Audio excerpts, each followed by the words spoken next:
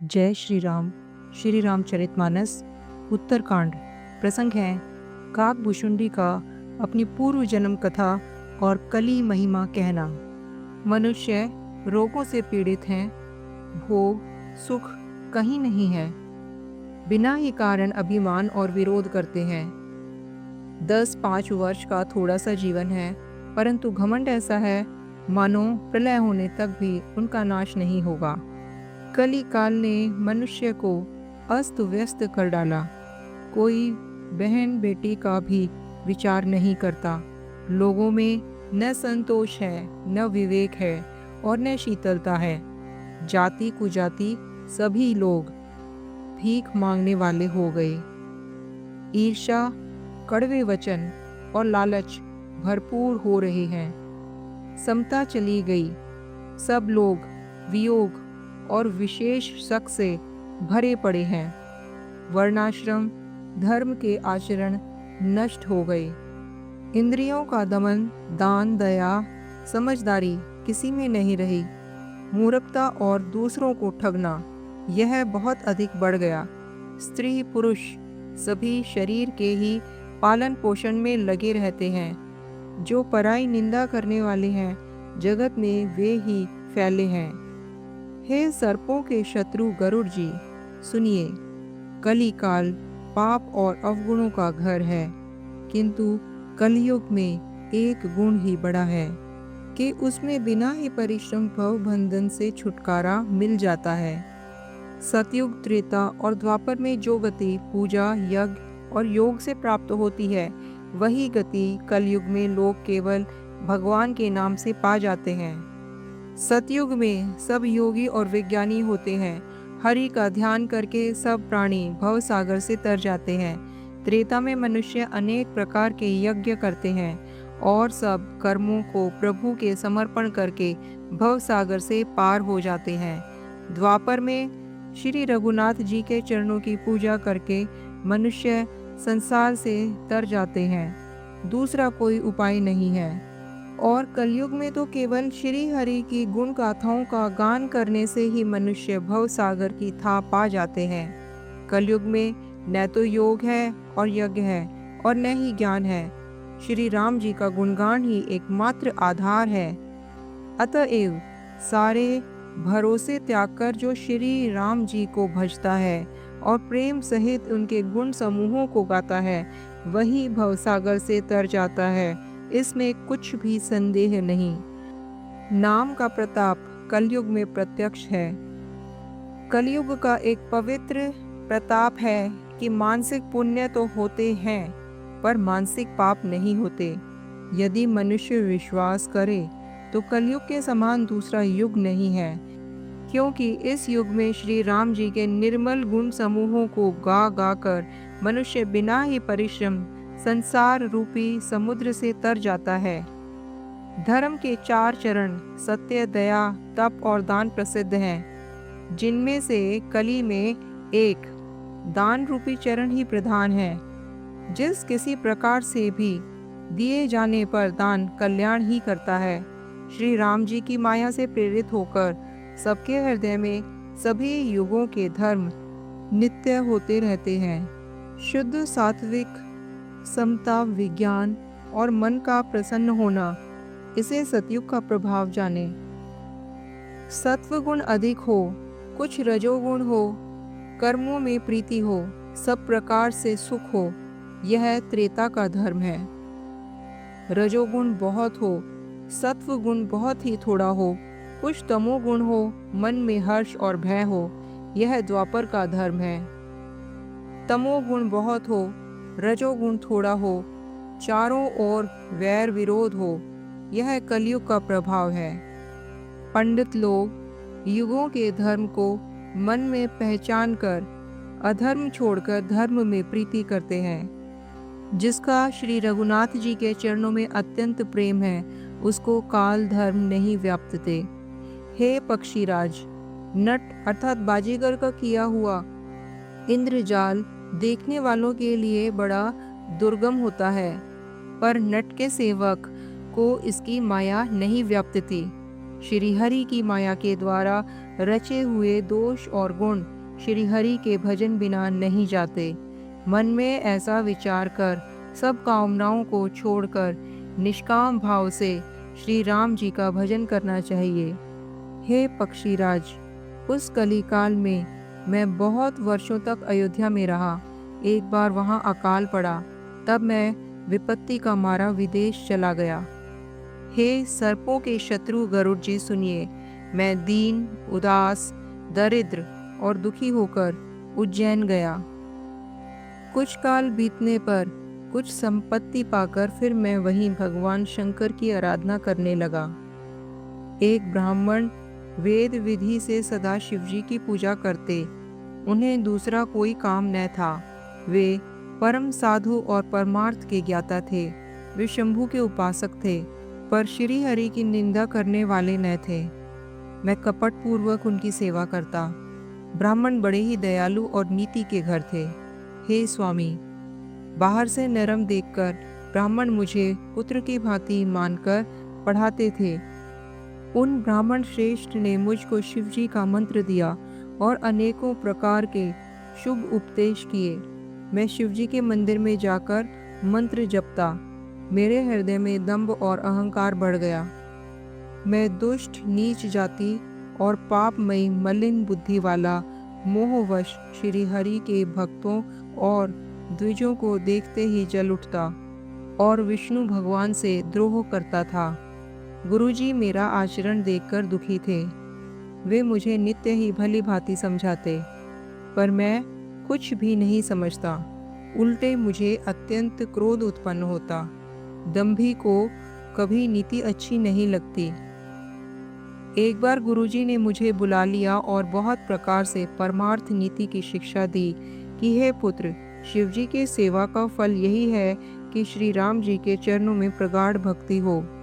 हे तात, शिवजी और ब्रह्मा जी भी श्री राम जी को भजते हैं, फिर नीच मनुष्य की तो बात ही कितनी है। ब्रह्मा जी और शिवजी जिनके चरणों के प्रेमी हैं, अरे अभागे, उनसे द्रोह करके तू सुख चाहता है। गुरु जी ने शिवजी को श्री हरि का सेवक कहा, पर सुनकर हे पक्षीराज, मेरा हृदय जल उठा।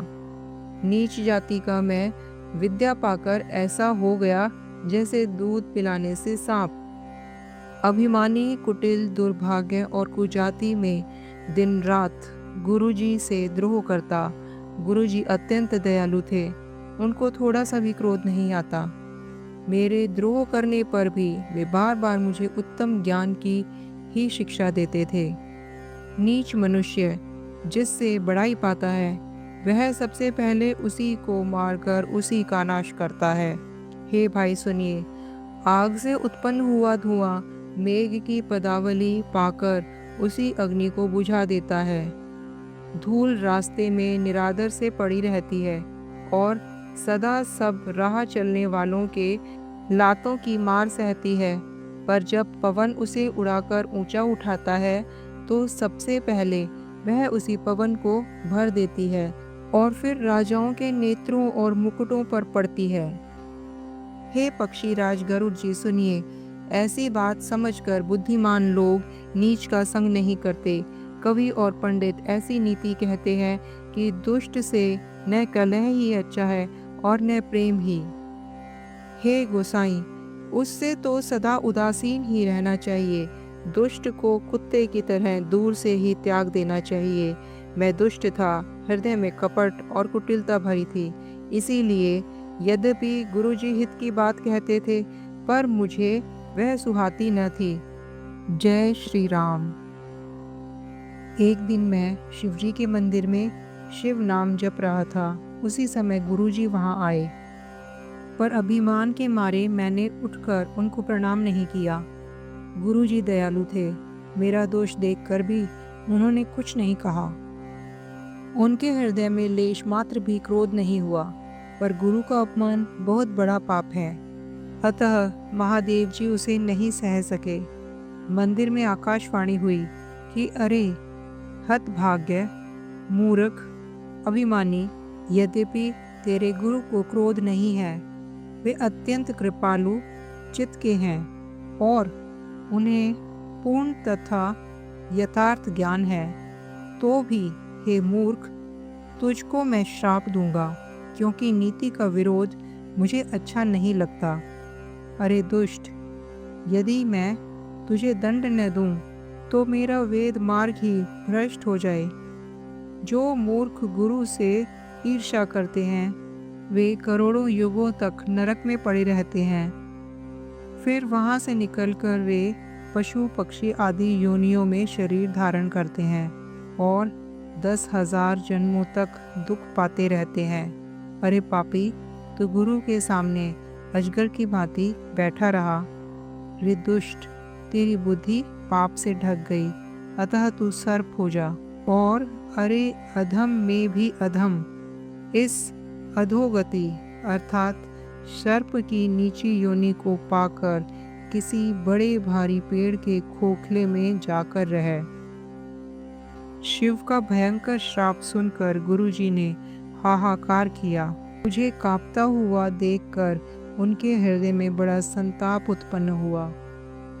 प्रेम सहित दंडवत करके वे ब्राह्मण श्री शिवजी के सामने हाथ जोड़कर मेरी भयंकर गति का विचार कर गदगद वाणी से विनती करने लगे। हे मोक्ष स्वरूप विभु, व्यापक ब्रह्म और वेद स्वरूप ईशान दिशा के ईश्वर तथा सबके स्वामी श्री शिव जी, मैं आपको नमस्कार करता हूँ। निज स्वरूप में स्थित अर्थात मायिक गुणों से रहित, भेद रहित, इच्छा रहित, चेतना आकाश रूप एवं आकाश को ही वस्त्र रूप में धारण करने वाले दिगंबर अथवा आकाश को भी आच्छादित करने वाले आपको मैं भजता हूँ।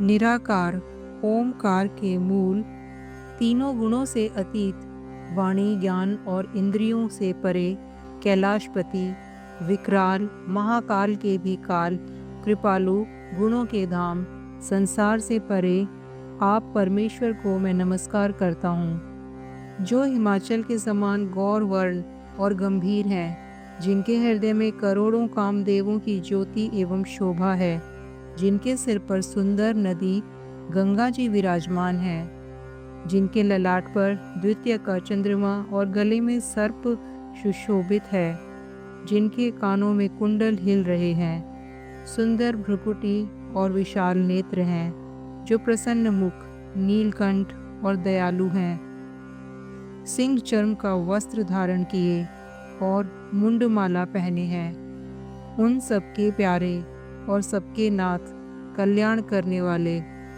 श्री शंकर जी को मैं भजता हूँ। प्रचंड अर्थात रुद्र रूप, श्रेष्ठ, तेजस्वी, परमेश्वर, अखंड, अजन्मा, करोड़ों सूर्य के समान प्रकाश वाले, तीनों प्रकार के दुखों को निर्मूल करने वाले, हाथ में त्रिशूल धारण किए, भाव प्रेम के द्वारा प्राप्त होने वाले भवानी के पति श्री शंकर जी को मैं भजता हूँ। कलाओं से परे, कल्याण स्वरूप, कल्प का अंत अर्थात प्रलय करने वाले, सज्जनों को सदा आनंद देने वाले, त्रिपुर के शत्रु, सच्चिदानंद घन, मोह को हरने वाले, मन को मत डालने वाले, कामदेव के शत्रु, हे प्रभु प्रसन्न हो जाइए, प्रसन्न हो जाइए।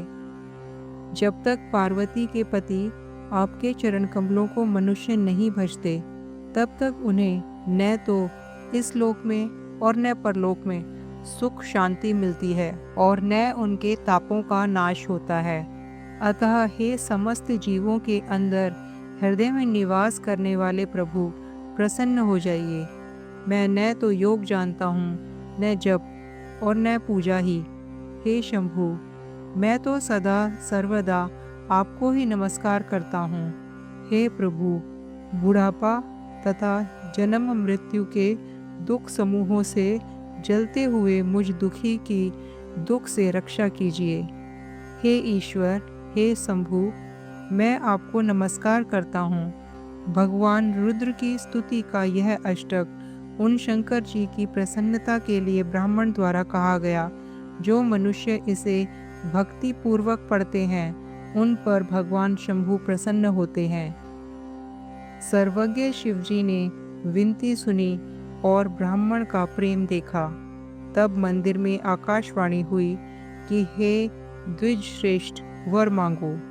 ब्राह्मण ने कहा, हे प्रभु, यदि आप मुझ पर प्रसन्न हैं और हे नाथ, यदि इस दीन पर आपका स्नेह है तो पहले अपने चरणों की भक्ति देकर फिर दूसरा वर दीजिए। हे प्रभु, यह अज्ञानी जीव आपकी माया के वश होकर निरंतर भूलता फिरता है। हे कृपा के समुद्र भगवान, उस पर क्रोध न कीजिए। हे दीनों पर दया करने वाले कल्याणकारी शंकर, अब इस पर कृपालु होइए और अपनी कृपा कीजिए, जिससे हे नाथ थोड़े ही समय में इस पर श्राप के बाद अनुग्रह अर्थात श्राप से मुक्ति हो जाए। हे कृपा निधान, अब वही कीजिए जिससे इसका परम कल्याण हो। दूसरे के हित से सनी हुई ब्राह्मण की वाणी सुनकर फिर आकाशवाणी हुई, एवं अस्तु। यद्यपि इसने भयानक पाप किया है और मैंने भी इसे क्रोध करके श्राप दिया है, तो भी तुम्हारी साधुता देखकर मैं इस पर विशेष कृपा करूँगा। हे द्विज, जो क्षमाशील एवं परोपकारी होते हैं वे मुझे वैसे ही प्रिय हैं जैसे खरारी श्री रामचंद्र जी। हे द्विज, मेरा श्राप व्यर्थ नहीं जाएगा। यह 1000 जन्म अवश्य पावेगा, परंतु जन्म में और मरने में जो दुसह दुख होता है उसको यह दुख जरा भी न व्यापेगा और किसी भी जन्म में इसका ज्ञान नहीं मिटेगा। हे शूद्र, मेरा सत्य वचन सुन। प्रथम तो तेरा जन्म श्री रघुनाथ जी की पुरी में हुआ, फिर तूने मेरी सेवा में मन लगाया। पुरी के प्रभाव और मेरी कृपा से तेरे हृदय में राम भक्ति उत्पन्न होगी। हे भाई, अब मेरा सत्य वचन सुन। द्विजों की सेवा ही भगवान को प्रसन्न करने वाला व्रत है। अब कभी ब्राह्मण का अपमान न करना। संतों को अनंत श्री भगवान ही के समान जानना। इंद्र के वज्र, मेरा विशाल त्रिशूल, काल के दंड और श्री हरि के विकराल चक्र के मारे भी जो नहीं मरता, वह भी विप्रद्रोह रूपी अग्नि में भस्म हो जाता है। ऐसा विवेक मन में रखना, फिर तुम्हारे लिए जगत में कुछ भी दुर्लभ न होगा। मेरा एक और भी आशीर्वाद है कि तुम्हारी सर्वत्र अबाध्य गति हो, अर्थात तुम जहाँ जाना चाहोगे वहीं बिना रोक टोक के जा सकोगे। आकाशवाणी के द्वारा शिवजी के वचन सुनकर गुरुजी हर्षित होकर ऐसा ही हो यह कहकर मुझे बहुत समझाकर और शिवजी के चरणों को हृदय में रखकर अपने घर गए। काल की प्रेरणा से मैं विंध्याचल में जाकर सर्प हुआ। फिर कुछ समय बीतने पर बिना ही कष्ट के मैंने वह शरीर त्याग दिया। हे हरिवाहन, मैं जो भी शरीर धारण करता उसे बिना ही कष्ट के वैसे ही सुखपूर्वक त्याग देता था जैसे मनुष्य पुराना वस्त्र त्याग देता है और नया वस्त्र पहन लेता है।